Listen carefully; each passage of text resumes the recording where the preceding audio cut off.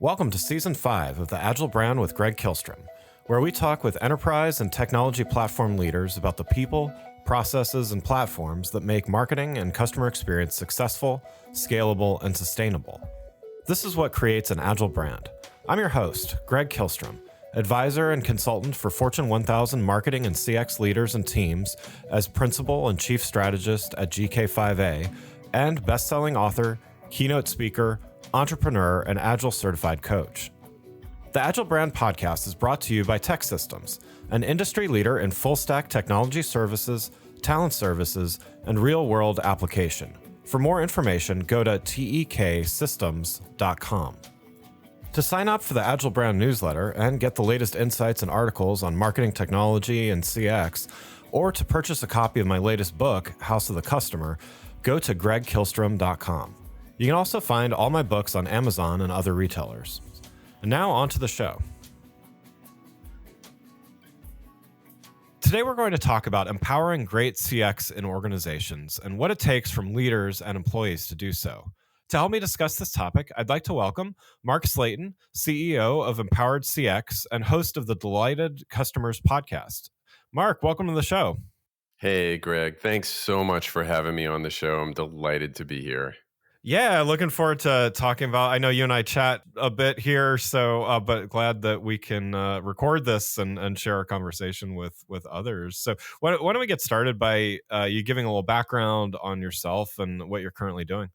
Yep. So my background is 25 years or so in sales and sales management in the Fortune 500. And then after that, 6 years in management consulting, and fast forward 9 years in financial services, where I worked at a bank that included insurance, wealth, retail, and commercial banking, and a mortgage division. And that was in the DC metropolitan area. And I went back into consulting about a year ago with my firm, EmpoweredCX. And the purpose of the firm is to empower leaders to turn indifferent customers into loyal fans. I also host the Delighted Customers podcast, as you mentioned, and I serve on the board of directors of the Customer Experience Professionals Association, and I am a certified customer experience professional. Nice. Keep him busy there. So nice. Well, yeah. So let's dive in here. And the first thing I wanted to talk about with you is how leaders can empower greater customer experience within their organizations. So from your perspective, and you talk with a lot of leaders in this area, what are leaders missing when it comes to their priorities and their investments for improvements to the customer experience?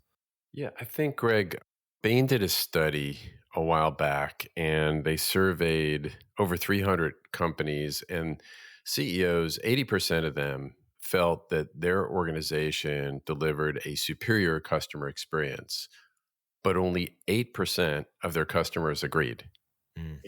And, so they call that the delivery gap. I call it the experience gap, because it's a gap between what leadership believes their customers are experiencing and what's actually happening. And I think a lot of times traditional financial metrics can be misleading. You look at revenue or you look at income, there's a lot of things that go into that soup. But just because you had year over year revenue increases does not mean you have a strong customer base. Yeah. And so like more recently, the XM Institute conducted a study across all industries, and Net Promoter Score is down double digits since 2018 across all industries. So I know we're probably going to dive into this a little bit deeper later on, but that means that there's an experience gap. And now with less staff, with greater silos between departments, with burned out employees, that gap can and will and is growing larger. And quite frankly, customer experience needs to be embedded into the culture rather than bolted on like another project. And that means creating what Fred Reichheld, the inventor of NPS, Net Promoter Score, calls a miracle wheel in his book, Winning on Purpose. And that's moving toward maturity and embedding CX into the way an organization thinks and acts. Yeah. And I think the acts part there, just to kind of build on that, the acts part there is pretty key. And, I think leaders, as you're saying, there's a gap between perception and reality, and there's a gap, and there's certainly been some changes over the last couple of years. So lots of stuff in flux. And so, like, what are the successful traits of leaders that can balance? There's competing priorities, which again kind of bring goes back to that, what they actually do. You can say customers number one, but what do you actually prioritize and do? What are successful traits of leaders that are able to actually balance those things, and balance great CX and a focus on CX with other business priorities that are also necessary?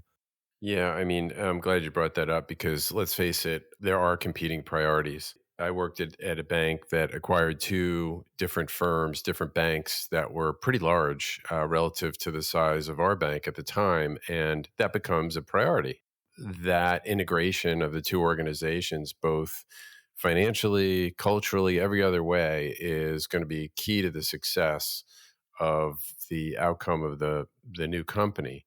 And I think the idea is to move toward a systematic way of creating value for the most valuable customers. So, one thing I've learned in the last few years is that it's not trying to serve all customers equally, but it's understanding who first your most valuable customers are.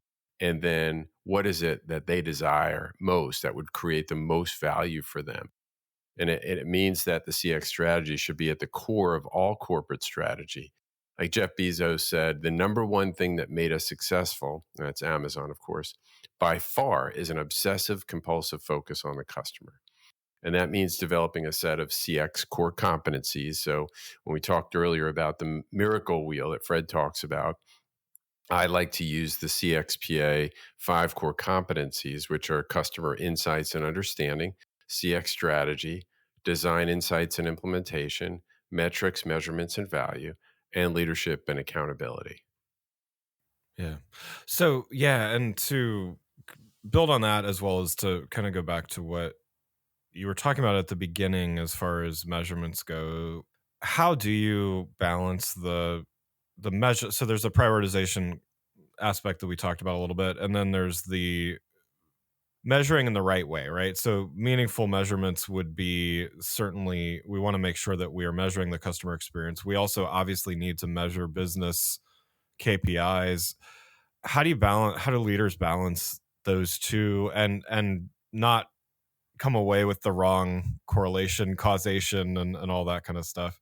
Yeah, that's a really good question. I think sometimes we could think of them as mutually exclusive. And I think a better way to think of them is three concentric circles, like the X data, which of course is the experience data, which would include things like customer sentiment, the O data, which is the operational data, the KPIs that have to do with activity and what's transactions or what's actually happened, and then the financial, the F data, which is okay, what's profitable for us, what's bringing us, which customers are bringing us the most business, and what products or services are behind that, and in not keeping those in silos, but bringing those together and looking at those maybe in a singular dashboard, right? So you can see, oh, we discovered that call times were extended, call waits were triple what they normally are. The abandon rate was 35%. One out of every three customers dropped off the call. And what's the reason they're calling in the first place? Maybe they're calling in because they can't get what they need on a less expensive channel, like Yeah. like you're online. So understanding how all three of those work together, part of the CX leader's role and responsibility is to tell the story of what's happening. We have, an increase in call wait time, and therefore and we're noticing also the customers, are less satisfied, they're less likely to recommend, et cetera. And it's some of our best customers. So there's revenue at risk here because of this. Now let's dive deeper into understanding what's causing all this. And there could be any number of things that are causing those, but that's part of it. As I think harmonizing the different data and viewing that as not mutually exclusive, but you know breaking down the silos so you can look at those together. Yeah, because I mean, it takes, and I've talked about this a bit with NPS and other what I would call lagging indicators.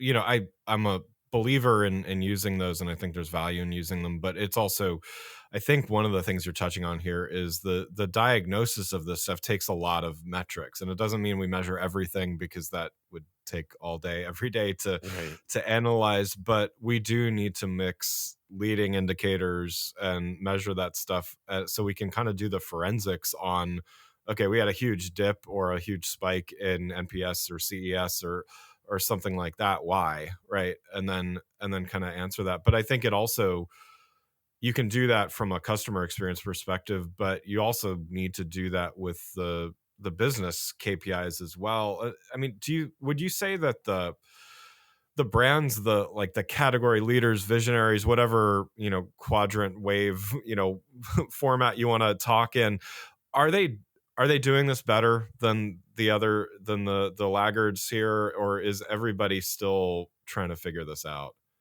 Well, I think generally speaking, the leaders are doing a better job of understanding what, where the gaps are and what's causing the gap. And it's because they do have a systematic approach to it. It's never by accident, right? They've built in good listening systems where, sometimes people just give up on getting B2B feedback. It's really hard. You can't use Yeah. a simple digital electronic survey and get accurate B2B data. You really need to, for a whole variety of reasons. So, Yeah. Yeah. and if you're in the B2B space, you probably already know that, but developing ways to listen, even at the very least, if it's asking those employees who are closest to the customers what they're hearing, what they're thinking, what they're feeling from the customers, that correlates to the, like you said, the operational KPIs, the other data that's raising a red flag for us. That's something, but it really, the winners, the leaders have this as systematic. It's something they've built in as part of their core competencies. Yeah. Yeah. And of course, tools like journey mapping are great ways to get employee involvement, to get employee feedback across functions, and to help you generate solutions. Before we continue, I'd like to make sure you're aware of the upcoming CXPS 2023 conference, May 8 through 11, 2023, in Durham, North Carolina. CXPS is a great CX event focused on professional services firms that want to know how to take the next steps to make their firm successful in integrating client experience with their firm's strategic initiatives. To learn more and register for the conference, go to clientexperience.org/CXPS-conference. That's clientexperience.org/CXPS-conference. And you can register with the code AGILE200, that's AGILE 200, for $200 off your tickets. You can hear from top professional services executives and CX thought leaders like myself through a combination of keynotes, breakout sessions, workshops, and panel discussions. Make sure to register at clientexperience.org/CXPS-conference with the code AGILE200 for $200 off your tickets. Now let's get back to the show. We've been talking about this from the business perspective. Let's shift and talk about this from the customer perspective. And how does a brand know and understand where their biggest gaps are? I mean, we talked about this a little bit with measurement, but still, from a customer perspective, how does a brand understand where their biggest gaps, as well as what's going to be most appreciated by their customers? Because the two are not always the same, right? Yeah, I think it kind of does lead back to doing a great job of listening. Yeah. So when you get data, you're going to have a whole bunch of quantitative data that comes from, for example, experience. What is the verbatims that go along with that? And I recently had Rob Markey on my podcast, and he talked about the importance of understanding not just the score, but the reason for the score.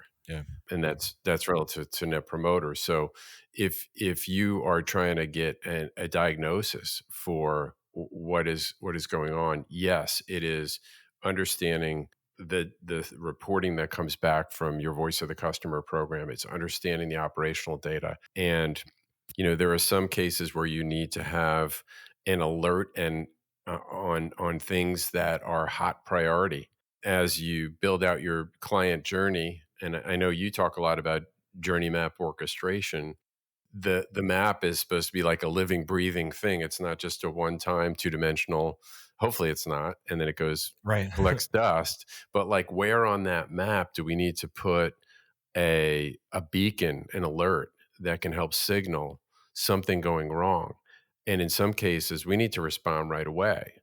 So there's a closed feedback loop that should be in place that we can respond to immediately. And so just being aware of what those are, what those hot spots are, and also noticing the verbatims about customers. Either one, they're buying more of a certain type of product, or they're clicking on a certain place on your site, expressing more interest, or they're just saying in the either anecdotal or the verbatims that come electronically or in the focus groups, however you're developing or you're gathering feedback, they're saying, this is what I need.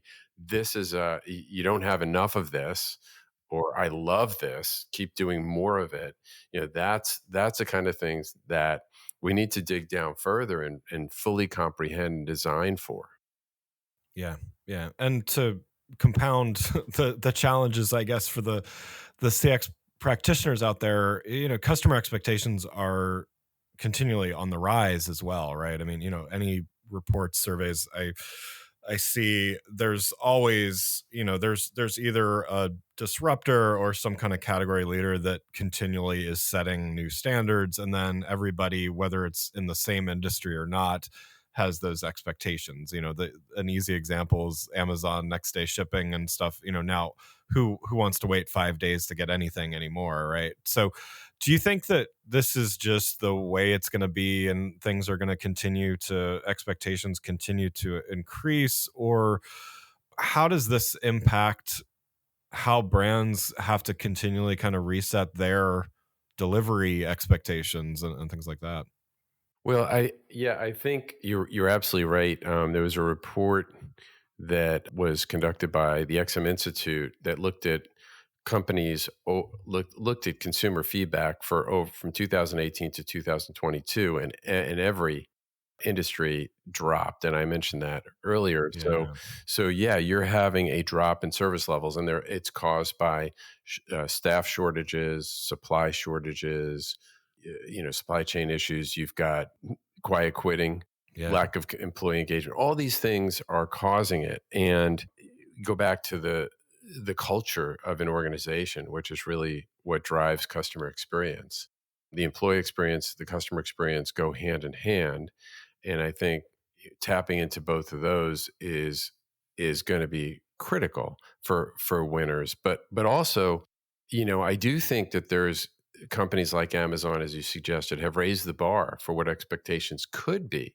Like, why do I have to even call in for a problem? Right. Why am I Yeah. calling in? And why can't they just get this right? Why do I have to work so hard on this online ordering process? The bar is being set, and in many cases, not all, but those companies within an industry that can deliver outstanding superior service and really are focusing on the customer have a chance to really gain some distance from their peers right now. So we've got all this negative stuff going on with rising interest rates and people losing their jobs and quiet quitting and wars overseas.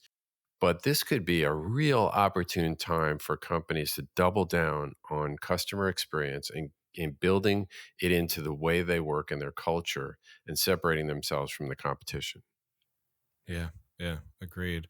What does this mean then in terms of measurement? I mean, with rising expectations, are the typical brands measurements correct, or do they need to rethink in terms of measurement to kind of keep up with these things? And I know, there's a lot of variables here, but just generally speaking, like, do we need to think differently about measurement as customer expectations increase?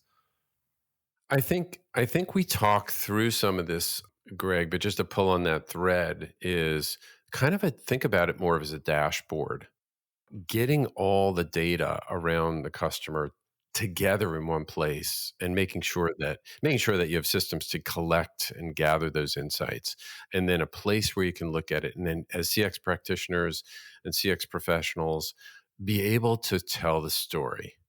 Right. Yeah. Executives are busy. So what are the top 3 themes this quarter or this time frame that I can glean out of this data? Here's the quantitative data, here's the qualitative data that supports it. If you've got video to share customer testimonials or responses to support the data, all the more powerful. But I think we need to do that, and we need to take advantage of things like AI and machine learning, which can help us get better data faster. But the wheel that is this framework that we talked about earlier with competencies that can help, get not only take these insights, which we can now get faster, but to understand which measures and metrics and measurements, and to build in this leadership and accountability culture. Those are the things that we need to look at. And I would say I would add one other thing to that, which I alluded to earlier, and that is to understand what your best customers are, right? And that may be understanding what the customer lifetime value of your customers are, and coming up with that, and then maybe looking at, Dr. Peter Fader from Wharton talks about the customer base audit, which is looking at the top 10% and looking at them in these deciles, and then maybe the next 10%. And what does that contribute to your profitability, your bottom line? Understand what those customers want, your most valuable customers, and how are you going to create value for those customers? I think that's going to be a different way for companies to start thinking. The leaders will think that way, not just in terms of improving the experience across the ocean, but targeting their best customers. Yeah, yeah, that's great. And so you touched on this a couple times here, as far as the culture, the company culture aspect of things, and just I'm definitely a big believer that employee experience and customer experience have a powerful connection. So I wanted to talk about that a little bit as well. So, it's certainly not news for anybody in the CX profession that there is this strong connection, but have you seen an increase in urgency in connecting these two at the brands you work and talk with? I mean, you mentioned quiet quitting and great resignation and all these things. I mean, certainly customers feel all of that, but are you seeing that brands are really starting to get this and starting to do something about it?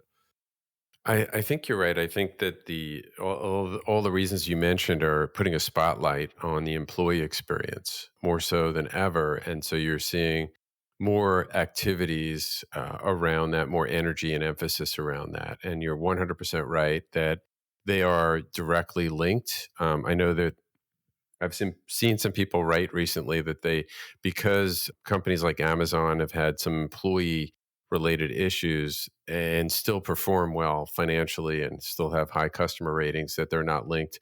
I'm a non-believer of that. I think that they are, and ultimately over time, when you have employees who are not engaged, who are not willing to give discretionary effort, who are unhappy, there's no way that can't ultimately impact the customer experience. So, Yeah. so yes, there's more of that. Unfortunately, it's come to this point where we've had this confluence of work shortages. We've had burned out employees. Part of that was the pandemic, but part of it was just maybe the boiled frog, and and now Right. the frog is getting heated up too much, and they recognize that without employees, I mean, so there's layoffs happening, but there's still openings. We're in a weird time, Yeah. and it's finding the right employees. And now there's a competitive, they're trying to compete for the best employees, and That's why the culture is so important, and for everyone, that's gonna be a little different. Yeah, but I've seen some companies kinda, I guess I would call it, over-rotate on fun and games and Yeah. offering things like candy and popcorn and stuff. Not every employee wants that, so it's really understanding what your employees want and trying to help, and I would include the employees and collaborate with them to decide on how to design something that will keep them most engaged. Yeah, definitely agreed. And to kind of reiterate what you were saying as well, I mean, I think when CX is good without good employee experience, I think it's very expensive because you're paying for turnover, and you're always onboarding newly disgruntled employees that are going to quit a few weeks or months later to do that. And I also, it's not sustainable, right? So I do think that the brands that are, they're kind of shoring up the gaps by just, either hiring or automating or all of those things. I just can't see it lasting for the long term without them making some fundamental shifts. Like I often say with customer experience, I think everybody agrees on the premise of a good customer experience is a win for the brand, right? Like nobody's really going to argue with that. What they do in practice can vary vastly. I don't think anyone necessarily disagrees that a good employee experience translates to good CX, but what do you think is keeping people from investing in this further? In investing more in the employee experience? Yeah, yeah, and in that connection, making the connection clear, and because I guess the other part of this is I think a key part of improving the employee experience and that gives people more value and purpose to their work is in actually tying their success and their roles to the customer. Mhm. So, what again, it seems pretty obvious. I know I say this all the time. Lots of people say this all the time, but what's holding brands back from doing this when it seems so obvious?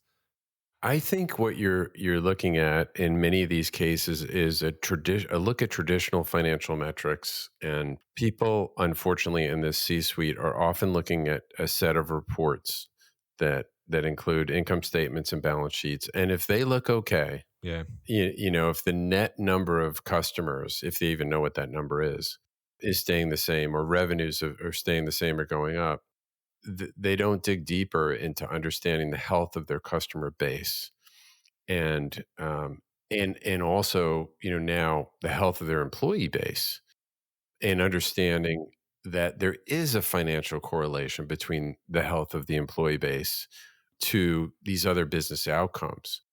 And until HR departments are saying, "Hey, we can't fill all these work tickets for jobs," we Right. I remember before I left the bank, we had 2 years consecutive running record number of job openings. Wow. I don't think Yeah. we were alone. I think there were, just a number of companies that are having trouble. Industries where, I spoke to someone yesterday in insurance, and this was true for commercial banking, and it may be in your industry, is there are people graduating college now that are not attracted to certain industries. So Yeah. that's not just a company thing, that's an industry. If you're part of an industry association, those are the conversations you should be having, is, how do we make these jobs more attractive to bring in the right people? Or if we can't get as many new people, how can we groom our own and develop, a professional development program that can put the right people in place? But Yeah. I think it's a bit of the focus for years of leaders has been on traditional financial metrics. And Fred Reichheld talks about this in his book, Winning on Purpose, about how much of a mask that can be to really what's going on beneath the surface with your customer base. Yeah, yeah, I love that. Well, Mark, thanks so much for joining the show. I've got one last question before we wrap up. So you're a fellow podcaster as well. So your podcast is called Delighted Customers. Definitely recommend people check it out. But I wanted to get just a couple thoughts on, because you have a podcast. You also do consulting, so we share some similarities there, and just wanted to see how has doing a podcast, and so you talk with some phenomenal CX leaders on it, how has it shaped the way that you approach consulting work, or maybe vice versa? And what have you learned from the process of doing the podcast? Well, thanks for asking the question. At first, I'll say kudos to you for doing a great podcast, Oh, thank you. the Agile brand, and you do a professional job in the quality of it, but also most people may not know this, but the quantity of podcasts you turn out is insane. I don't know how one person. I know you have people helping on the editing and production side, but still, it's a lot of work, folks. If you've never done this, let me tell you, to do it, even just to do it, but to do it well, is a lot of work. So, Oh, thank you. I appreciate that. absolutely, yeah. I'm a learner, so I love to learn, and one of the benefits of having people like you'll be on my podcast, Yeah. and other luminaries in the CX space, is that you get to hear cutting edge thought from thought leaders in the space who are willing to share, and you get it in a format that's real and discuss. It's a conversation, it's a discussion, and it's not just necessarily reading from a book in print. So it makes it more, if you will, digestible to me and to the audience as well. So lots of great, and it's also very current. Like you and I just talked about some very current topics, current Yeah. events, and so you get to do that as well. But to give context to our space in the customer experience profession by this particular format, and I've learned so much by listening to these guests about their thoughts and kind of seaming it all together and getting to from a selfish standpoint, getting to ask the questions that I'm curious about. Yeah. Yeah. No, completely agree. And I love learning, and I learn something every time you and I talk as well. I really, really appreciate you coming on the show. And so, yeah, again, I'd like to thank Mark Slatin, CEO of EmpoweredCX and host of the Delighted Customers podcast, for joining the show. You can learn more about Mark, EmpoweredCX, and the Delighted Customers podcast by following the links in the show notes. Thanks again for listening to the Agile Brand with Greg Kihlstrom podcast, brought to you by Tech Systems. If you enjoyed the show, please take a minute to subscribe on your podcast channel of choice and leave us a rating so that others can find the show more easily. You can access more episodes of the show at www.gregkihlstrom.com. That's GregKihlstrom.com. To get a copy of my latest book, House of the Customer, visit my website, or you can find it on Amazon or other retailers. The Agile brand is produced by Missing Link, a Latina-owned, strategy-driven, creatively fueled production co-op. From ideation to creation, they craft human connections through intelligent, engaging, and informative content. Until next time, stay agile.